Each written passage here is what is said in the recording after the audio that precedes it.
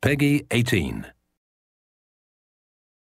Hi everybody, this is Noah Hughes, Creative Director on Tomb Raider, and we're here at Crystal Dynamics. We're going to take a look at a segment of the game that's going to showcase some of our combat and high action sequences.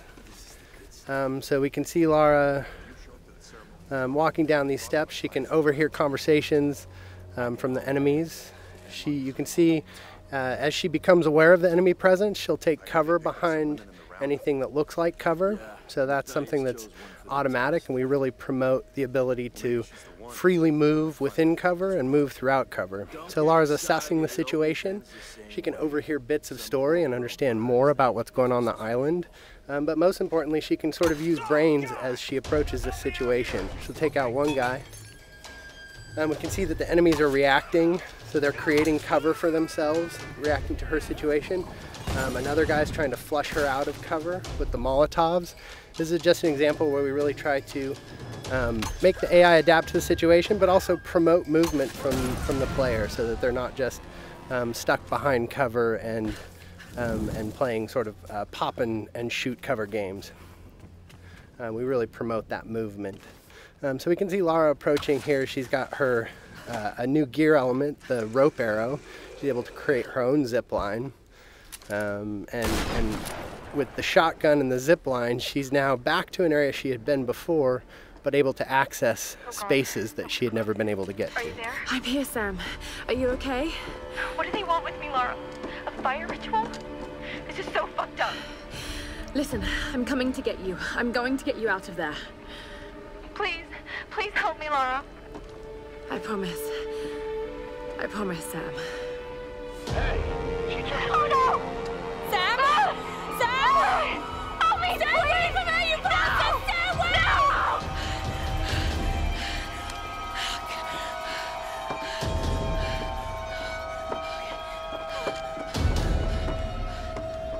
So we can see that Lara's friends, in particular Sam, is in trouble, and she has a very clear goal now, which is to make her way to the scavenger fortress where Sam is being held. So she knows that's down at the bottom of the mountain, and she's going to find a way down. I don't know. Another part of the plane? Keep working. I'll go check it out.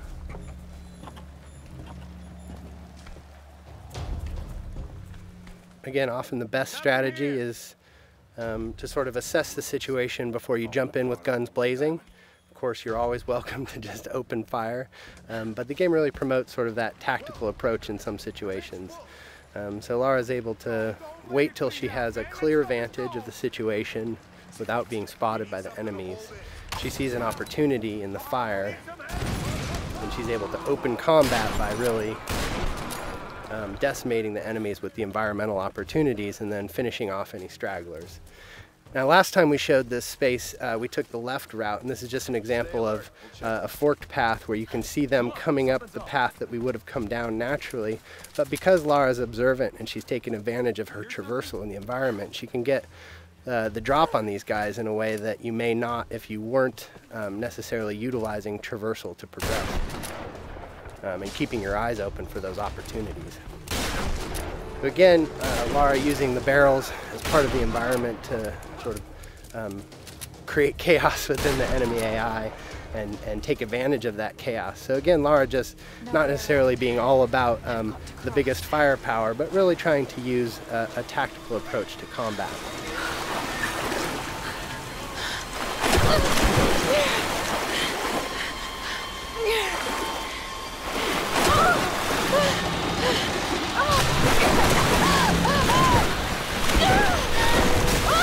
As is often the case, Lara's intended path down the mountain isn't necessarily where she ends up. So we could see an example of sort of a brutal death as Lara misnavigates the situation in the flood here.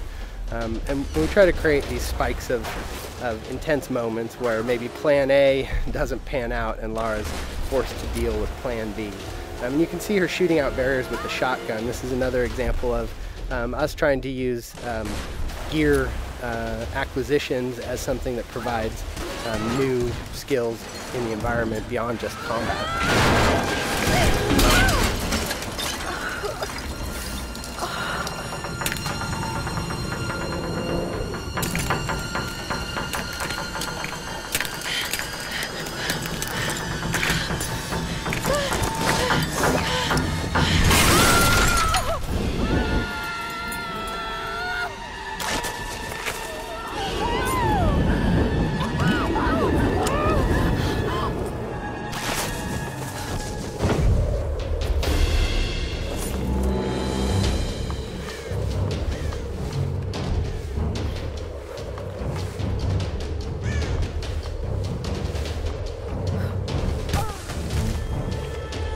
can see that Lara's been able to adapt to this turn of events and managed to find her way down the mountain, but is a little bit worse for wear, having gone through a pretty traumatic descent.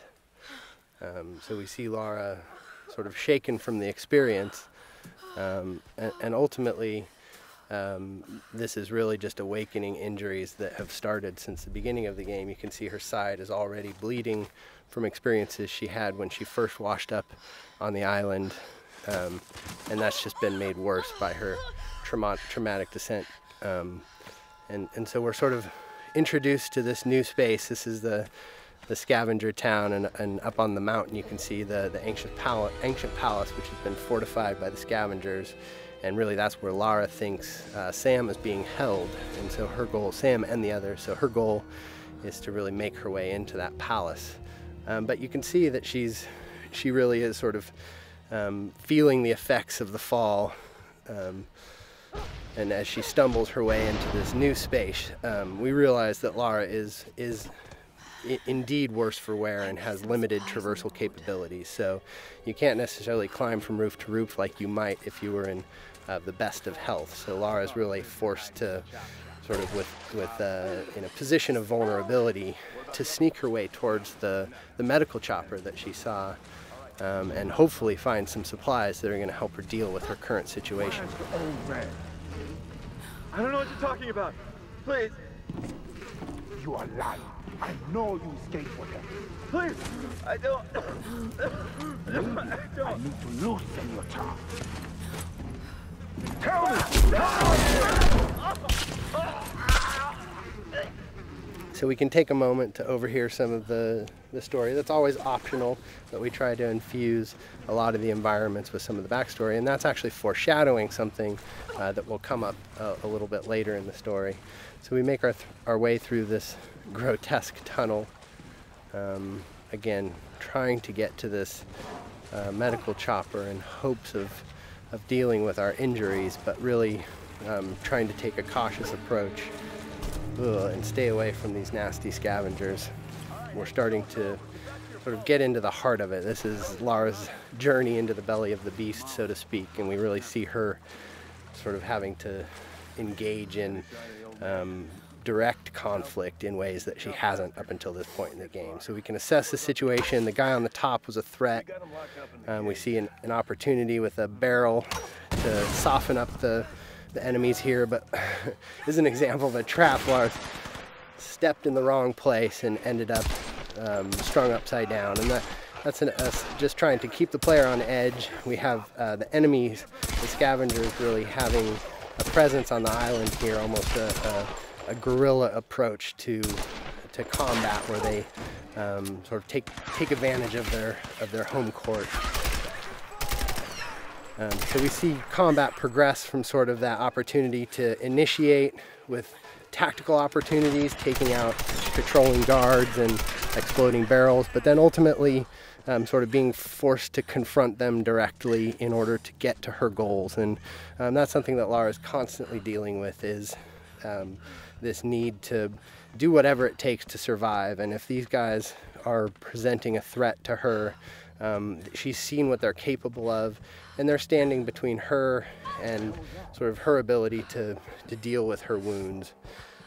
So we're making use of cover in combat. Again, this is the soft cover or fluid cover system that really allows Lara to easily slide in and out of cover without really necessarily sticking in place, and celebrating that ability for Lara as a character to make use of her athleticism and movement as she takes on the combatants on the island.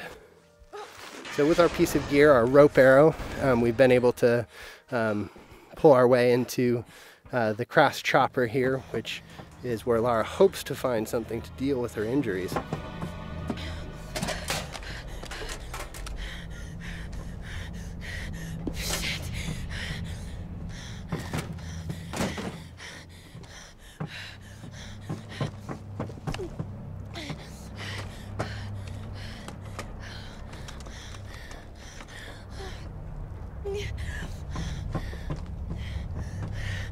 Sorry.